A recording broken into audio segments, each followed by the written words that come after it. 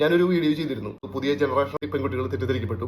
എന്റെ ലക്ഷ്യം എന്താണ്? സന്തോഷമാണ്. നിങ്ങൾക്കും ഹാപ്പിയാണ് വേണ്ടത്. എതിരഭിപ്രായമുള്ളവർക്കും ഹാപ്പിയാണ് വേണ്ടത്. ഇപ്പൊ ഞാൻ കല്യാണം കഴിക്കുന്ന പെണ്ണിന് ജോലി ഇല്ല എന്ന് വിചാരിക്കാം. എന്ത് ചെയ്യാൻ പറ്റും? നമ്മൾ അവരെ ഹാപ്പി ആക്കണം. ജോലി മേടിച്ചു കൊടുക്കുന്നു. കാറ്, ബൈക്ക്, വീട്, ക്യാഷ്, ഫുഡ്, ട്രിപ്പ്, എല്ലാ രീതിയിലും ഹാപ്പി. ഇനി എന്തൊക്കെ ചെയ്യണ്ടേ?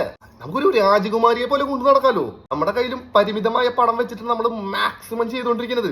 ഇത് ചെയ്യാൻ പറ്റാത്ത എത്ര ആൾക്കാരുണ്ട്. പിന്നെ ജോലിക്ക് പോകുന്ന പെൺകുട്ടികൾ ഇൻഡിപെൻഡന്റ് ആണ്. അവർക്ക് സ്വയം തീരുമാനം എടുക്കാം, സ്വയം സാധനങ്ങൾ വാങ്ങാം, സ്വയം കാര്യങ്ങൾ നേടാം. പക്ഷെ ഒരു ആൺകുട്ടി നേടുന്നത് പോലെ ഇവര് നേടിക്കാണിക്കുന്നില്ല. പക്ഷെ ഇക്വാലിറ്റിയെ കുറിച്ച് സംസാരിക്കുന്നത് കേൾക്കുന്നുണ്ട്. ഇൻഡിപെൻഡന്റ് ആണ് എന്ന് പറഞ്ഞു കഴിഞ്ഞാൽ റൂം റെന്റും ഫുഡിന്റെ പൈസയും മാത്രം കൊടുത്തിട്ടാണ് ഇൻഡിപെൻഡന്റ് എന്ന് പറയുന്നത്. അതായത് വാടക വീട്ടിലോ ഹോസ്റ്റലിലോ നിൽക്കുന്നവരാണ് independent. I'm independent woman. പക്ഷെ ആൺകുട്ടികള് എല്ലാം ചെയ്യണം.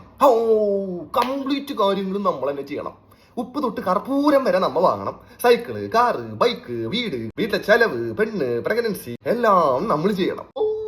എനിക്ക് വയ്യ. നമ്മൾ ബസ്സിലിരിക്കുന്നു.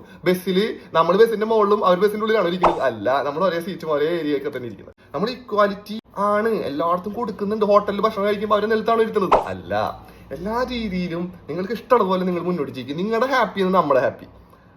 നമുക്കും ഹാപ്പി, നമ്മുടെ ഫാമിലിയിലുള്ള ആളുകളും ഹാപ്പി. എല്ലാവരും ഹാപ്പി ആവുന്നുള്ളതാണ്. മനസ്സിലാവേണ്ടവർക്ക് മനസ്സിലായിട്ടുണ്ടാവും.